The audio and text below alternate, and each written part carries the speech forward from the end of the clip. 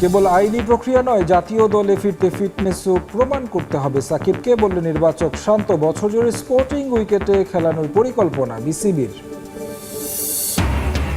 দেশের ক্রীড়াঙ্গনে মোহামেডান আবাহনীর ভূমিকা অপরিসীম, মন্তব্য তামিমের। সুযোগ পেলে সংগঠক হিসেবে যুক্ত হতে চান ঐতিহ্যবাহী ক্লাবে। আমরা যদি রেজাল্টগুলো ভালো পাই এই উইন্ডোতে, তাহলে আর একটু ভালো রেসপেক্ট পাবো পুরো অপোজিশন থেকে।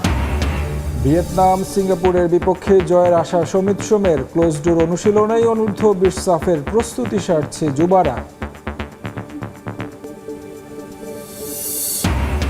ফিনালিসিমা বাতিল হওয়ায় বিকল্প হিসেবে গুয়েতেমালার বিপক্ষে খেলবে আর্জেন্টিনা। লিওনেল মেসিকে রেখে প্রীতি ম্যাচের জন্য 28 সদস্যের স্কোয়াড ঘোষণা।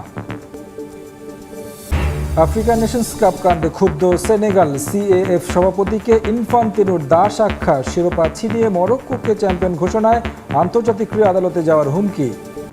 জাতীয় দলে ফিরতে শুধু আইনি প্রক্রিয়া শেষ করলেই হবে না, সাকিব আল হাসানকে পাশ করতে হবে ফিটনেস টেস্টে। তবে দেশসেরা অলরাউন্ডারকে পাওয়া গেলে 2027 বিশ্বকাপ সহজ হবে বাংলাদেশের, মত নির্বাচক হাসিবুল হোসেন শান্ত। চিন্তার কারণ একজন পেস বোলিং অলরাউন্ডারের অভাব। সম্ভাবনা থাকলেও মোহাম্মদ সাইফুদ্দিনের ফর্মহীনতা নিয়ে আক্ষেপ ছড়ল সাবেক এই ক্রিকেটারের কণ্ঠে। পাকিস্তান সিরিজ জিতলেও যদি কিন্তুর হিসেব রয়ে গেছে অনেক। খর্বশক্তির দলটার বিপক্ষে সিরিজ জিততে ঘরের মাঠেও ঘাম ঝরেছে টাইগারদের। পুরনো সমস্যা পেছনে ফেলতে পারেনি ব্যাটিং ইউনিট। বিকল্প না থাকায় অফ ফর্মে থাকা লিটন আফিফদের নিয়েই স্কোয়াড সাজান নির্বাচকরা। তবে তাতে প্রত্যাশা পূরণ হয়নি। বোলারদের নৈপুণ্যে প্রথম ম্যাচে বোঝা না গেলেও বাকি 2 ম্যাচেই ভুগেছে ব্যাটিং ইউনিট। এমন অবস্থায় সাকিব আল হাসানের শূন্যতা ভালোভাবেই টের পাচ্ছে নির্বাচক প্যানেল। তবে তার জাতীয় দলে প্রত্যাবর্তনে শর্ত জুড়ে দিলেন নির্বাচক হাসিবুল হোসেন শান্ত। সাকিবের জিনিসটা হচ্ছে নেচার প্লেয়ার, ভালো খেলে সাথে লাখও ফেভার করে। যদি আমরা নেই, একদমই পারফর্ম করতে পারতেছেন, তখন তো আমাদেরই ওর জন্য একটা সম্মানের, ও নিজেই বুঝবে। তো ওইভাবেই আসবে আমার কাছে মনে হয়। আর ও থাকলে, ও যদি ফর্মে থাকে, আমাদের একটা ব্যাটিং একটা বোলিং দুইটা সাইড অ্যাডভান্স থাকে না। দক্ষিণ আফ্রিকা ও জিম্বাবুয়েতে হবে 2027 বিশ্বকাপ। কন্ডিশন বিবেচনায় একজন পেস বোলিং অলরাউন্ডার হতে পারেন যে কোনো দলের ট্রাম্প কার্ড। অথচ পাইপলাইনে এমন খেলোয়াড়ই পাচ্ছেন না নির্বাচকরা। যিনি ছিলেন সেই মোহাম্মদ সাইফুদ্দিনের ফর্ম এখন দুশ্চিন্তার। বিসিএল এর ওয়ানডে ভার্সনে মলিন ছিলেন সাইফুদ্দিন। এক ম্যাচে বল হাতে প্রায় পূরণ করে ফেলেছিলেন সেঞ্চুরি। বিশ্বকাপের আগে এই পজিশনে নতুন ক্রিকেটার খুঁজছে সিলেকশন প্যানেল। সাইফুদ্দিন আসলে যদি ফর্মে ওইভাবে নিয়ে আসতে পারে, সাইফুদ্দিন ভালো অপশন। বাট এখন ডিপেন্ড করতেছে পারফরমেন্সের উপর। এই জায়গায় আসলে পুরো বাংলাদেশের সংকট আছে পেস বোলিং অলরাউন্ডার। জানানির একটা ছেলে আছে জুয়ান, ও যদি নিজেকে ঠিক রেখে আগে আসতে পারে, তাহলে হয়তো একটা পেজ অলরাউন্ডার পেতে পারে।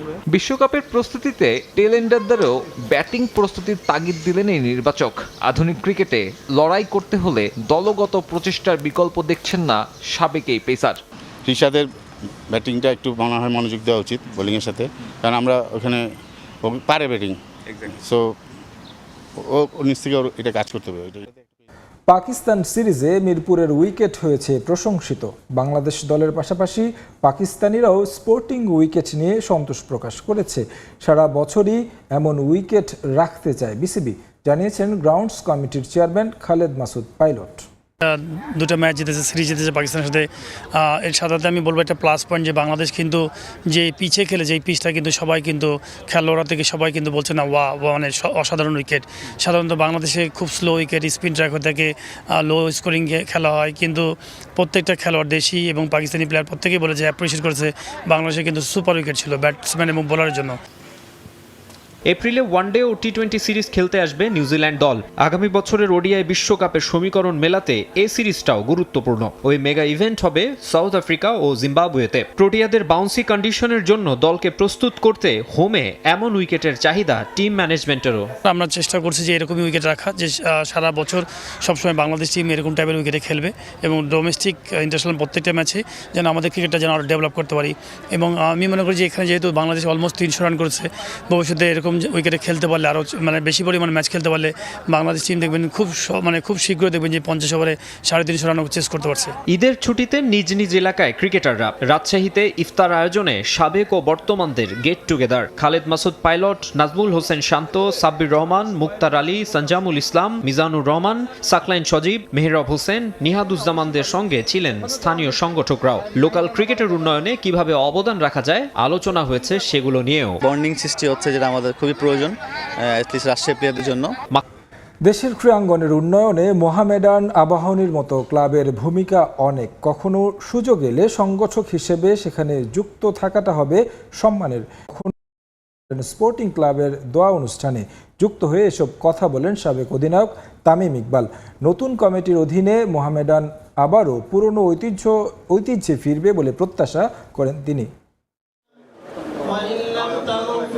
হঠাৎই অসুস্থ হয়ে জীবন মৃত্যুর সন্ধিক্ষণে বিএনপির স্থায়ী কমিটির সদস্য এবং প্রধানমন্ত্রী তারেক রহমানের রাজনৈতিক উপদেষ্টা মির্জা আব্বাস তার সুস্থতা কামনায় মোহামেডান ক্লাব প্রাঙ্গণে তামিম ইকবাল সহ খেলোয়াড় ও সংগঠকদের দোয়া প্রার্থনা। প্রবীণ রাজনীতিক মির্জা আব্বাসের আছে ক্রীড়া সংশ্লিষ্টতা, পাশাপাশি ক্রীড়া মন্ত্রী হিসেবেও দায়িত্ব পালনের অভিজ্ঞতা আছে তার। দ্রুতই সুস্থ হয়ে তিনি আবারও সবার মাঝে ফিরবেন বলে প্রত্যাশা তামিম ইকবালের। উনি অসুস্থ, মডার্ন ক্লাব একটা দোয়া মাহফিল আয়োজন করেছে। আমার কাছে মনে হয়েছে যে এখানে আসাটা ইম্পর্টেন্ট। আমি শিওর প্রত্যেকটা সবাই যারা ক্রীড়ার সাথে জড়িত আছে সবাই উনি যেরকম তাড়াতাড়ি সুস্থ হয়ে যাক, যেটা লোকমান ভাই বলল যে ওনার অবস্থান আগের চেয়ে অনেক বেটার। আমাদের সবার দোয়া ওনার প্রতি, ওনার পরিবারের প্রতি। খেলোয়াড়ি জীবনের পাট চুকিয়ে এখন নতুন ভূমিকায় তামিম ইকবাল। সাবেক অধিনায়কের নতুন পরিচয় ক্রীড়া সংগঠক। ভবিষ্যতে মোহামেডানের মতো ক্লাবে যুক্ত হতে পারলে সেটা সম্মানের হবে বলে মনে করেন তামিম। এটা তো আমার জন্য প্রেস্টিজের ব্যাপার, মোহামেডান ক্লাবের সাথে জড়িত থাকে। যদি মোহামেডানের এরকম কোনো সময় মনে হয় যে আমাকে ওনাদের সাথে নিলে এটা ক্লাবের জন্য ভালো হবে, ওনারা যে কোনো সময় ডাকলে আমি যে কোনো সময় এসে যাব। এদিকে নতুন কমিটির অধীনে নতুন করে স্বপ্ন দেখতে শুরু করেছে মোহামেডান। অতীতের সব জটিলতা পেছনে ফেলে এরই মধ্যে কাজ শুরু করেছেন দায়িত্বপ্রাপ্তরা। এর ধারাবাহিকতায় মোহামেডান আবারও পুরনো ঐতিহ্যে ফিরবেন বলে প্রত্যাশা নীতি নির্ধারকদের। ভালো একটা কমিটি হয়েছে, এই কমিটিকে আমরা ইনশাল্লাহ এই কমিটির মাধ্যমে আমরা মোহামেডান ক্লাবের পুরনো যে ঐতিহ্য আছে, যারই তো গৌরব, যেটা আমরা হারিয়ে ফেলেছি মনে করছি, হারানো ঐতিহ্য ইনশাল্লাহ আমরা ফিরে আনতে পারবো। মোহামেডান ক্লাব বলেন, আবাহনী ক্লাব বলেন, এদের কারণেই কিন্তু আমাদের পুরো স্পোর্টসটা দাঁড়ান। আবার নতুন করে ওনাদের একটা কমিটি হয়েছে। আমাদের পক্ষ থেকে যে সম্মানটা তাদেরকে দেওয়া উচিত, যে জিনিসটা ওনারা ডিজার্ভ করেন, আমরা ওই সম্মানটা যেরকম ওনাদেরকে দিতে পারি। ফুটবলারদের বেতন সংক্রান্ত জটিলতা এরই মধ্যে কাটিয়ে উঠেছে মোহামেডান। সামনের দিনে সাদা কালোরা সাংগঠনিকভাবে আরো শক্তিশালী হয়ে উঠবে বলে প্রত্যাশা ক্লাব সংশ্লিষ্টদের। আবাহনী আরো যারা ভিয়েতনাম এবং সিঙ্গাপুরের বিপক্ষে ম্যাচ জয় পেলে এশিয়ায় সম্মান বাড়বে বাংলাদেশের ফুটবলারদের এবং এই সম্মান অর্জনের জন্যই খেলবে লাল সবুজ। এমন মন্তব্য করেছেন জাতীয় দলের মিডফিল্ডার সমিত সোম। ফ্রি এজেন্ট হয়ে যাওয়ায় সমিত সোমের লক্ষ্য এশিয়ান কোনো ক্লাবে নাম লেখানো। বাংলাদেশ জাতীয় দলের ভবিষ্যৎ বিবেচনায় এই সিদ্ধান্ত নিতে চলেছেন এই কানাডা প্রবাসী ফুটবলার। ভিয়েতনামের বিপক্ষে প্রস্তুতি ম্যাচের আগে বাংলাদেশে মাত্র 3টি সেশন পাবেন জামালরা। তাই বৈরী আবহাওয়া উপেক্ষা করেই ফুটবলারদের অনুশীলনে নামানোর পরিকল্পনায় ছিলেন কাবরেরা। শিষ্যরা আসার আগেই মাঠে উপস্থিত স্প্যানিশ কোচ, তবে বেরসিক বৃষ্টি আর দমকা হাওয়া এদিন সব পণ্ড। সুবোধ ছাত্রের মতো শিষ্যরাও এসেছিলেন মাঠে, কিন্তু তারা শেষ পর্যন্ত ফিরেছেন হতাশ হয়ে। তবে ফুটবলাররা হতাশ হতে চান না ভিয়েতনাম এবং সিঙ্গাপুর ম্যাচে, কারণ এশিয়ান কাপের চূড়ান্ত পর্বে খেলতে যাওয়া এই দল দুটির বিপক্ষে জয় নিশ্চিতভাবেই এশিয়ান ফুটবলে আলাদা সম্মান এনে দেবে লাল সবুজদের। আই থিঙ্ক আমরা যে ভিয়েতনামের সাথে খেলতেছি, ফার্স্ট অফ অল এটা বাফ খুব ভালো একটা জিনিস করছে, যেদের সাথে একটা ম্যাচ পাইতে। ভিয়েতনাম একটা খুব ভালো অপোজিশন, আমাদের জন্য একটা খুব ভালো টেস্ট হবে। বাট আই থিঙ্ক ওইটার জাস্ট মেইন জিনিস হলো আমরা এশিয়া ফুটবলে একটু রেসপেক্ট পাবো। আমরা যদি এদের সাথে জেতাইতে পারি, সিঙ্গাপুরকেও জেতাইতে পারি, তাহলে আমাদের নামটা একটু বড় হবে ওই এশিয়া ফুটবলে। অলরেডি লোকজন একটু জানে বাংলাদেশ কি আমরা একটা রাইজিং করছি, ইমপ্রুভ করছি। বাট আমরা যদি রেজাল্টগুলো ভালো পাই এই উইন্ডোতে, তাহলে আর একটু ভালো রেসপেক্ট পাবো পুরো অপোজিশন থেকে।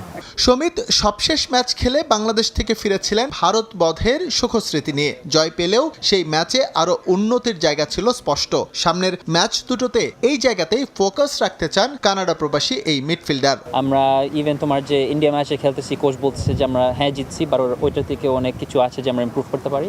সো ওইটার উপরে আমাদের ফোকাস আছে যে ওই খেলার থেকে আমরা আরও কীভাবে ইমপ্রুভ করতে পারবো আর ওই কনসেপ্টগুলো কীভাবে অ্যাপ্লাই করতে পারি ভিয়েতনাম আর সিঙ্গাপুরের সাথে। কাভালরি এফসির সঙ্গে সম্পর্ক শেষ হওয়ার পর সমিত এখন ফ্রি এজেন্ট। নতুন করে এখনও চুক্তিবদ্ধ হননি কোনো ক্লাবের সঙ্গে। পরিকল্পনা আছে এশিয়ান ফুটবলে নাম লেখানোর, সেটা বাংলাদেশের ফুটবলে নিজের ভবিষ্যতের কথা চিন্তা করেই। একটা রিজন আছে যে আমি কেন কোথায় সাইন করি নাই, বাট আমি সব অপশন খুঁজতেছি যে কোনটা ভালো হবে আমার ক্যারিয়ার জন্য, বাংলাদেশে খেলার জন্য, সব কিছুর জন্য। সো দেখি কি হয়, বাট এখন ফোকাস হলো এইখানে আসছি এই 2 ম্যাচ ভালোভাবে খেলতে। এছাড়াও আসন্ন সাব ফুটবল আছে সমিতের ভাবনায়, তবে আপাতত ফোকাস রাখতে চান ভিয়েতনাম এবং সিঙ্গাপুর ম্যাচের দিকে। আমি যে দেখছি খুব ভালো।